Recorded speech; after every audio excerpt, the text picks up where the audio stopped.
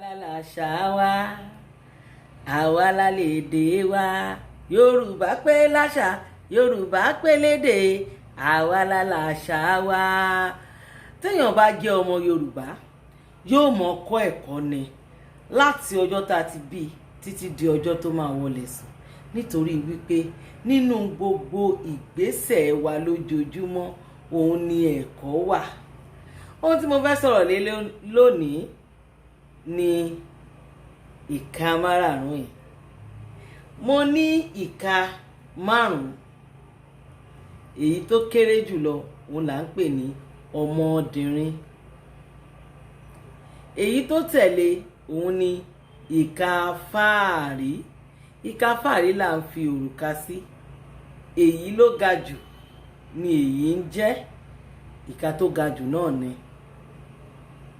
Ìka ìlábẹ̀rẹ̀ eléyìí ni àtàǹpàkò.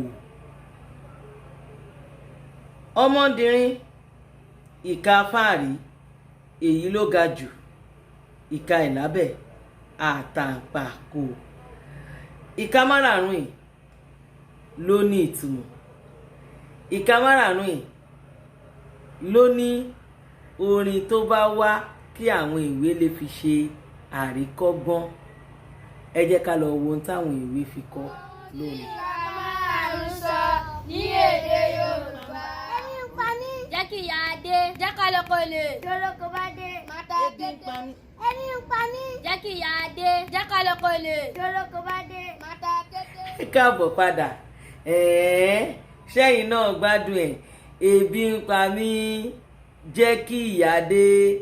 Jẹ́ ká lóko lè. Tólóko bá ká wa mọ́ màtá kété. Ebi ń pa mí. Jẹ́ kí ìyá dé. Jẹ́ ká lóko lè.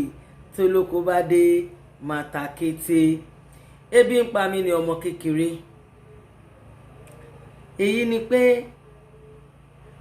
ẹlòmíràn á ronú ohun tó ń ṣẹlẹ̀ sí ìbànújẹ́, á wò pé á sọ fún ẹnìkan pé ebi ń pa òun. Eléyìí ní jẹ́ kí ìyá dé. Èyí ń sọ fún wa wípé ká ṣe sùúrù. Eléyìí ò tiẹ̀ ní sùúrù rárá, ó ní jẹ́ ká lọ sóko lè. Ìyẹn ni pé tó bá kọ̀ lógì àáfọ̀ ní ẹ̀kọ̀rọ̀. Tó bá kọ̀ lógì àáfọ̀ lẹ́kọ̀rọ̀. Ọ̀nà tó bá gbà, gbogbo ọ̀nà yòówù tó wù kí kó ṣẹlẹ̀, a ṣáà máa lówó ìní. Eléyìí ni tó bá ká ẹ mọ́ èyí ní màá ta kété. Àwọn aríre bá ní jẹ.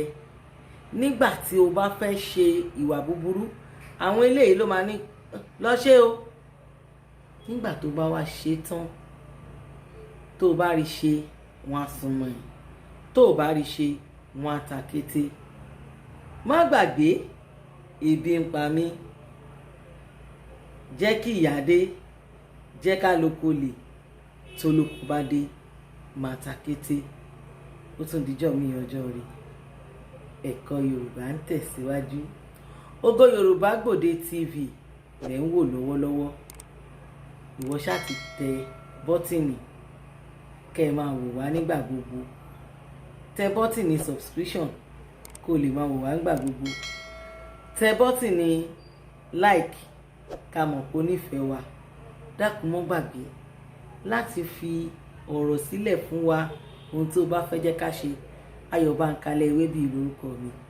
Màmá oríkì, ìyá Yorùbá, ọbabìnrin ògo àṣà Yorùbá. Èmi kò fẹ́ kí àṣà wọn parun. Ìdí nìyẹn tí mo ṣe kó àwọn ìwé mọ́ra. Ẹ ṣé o.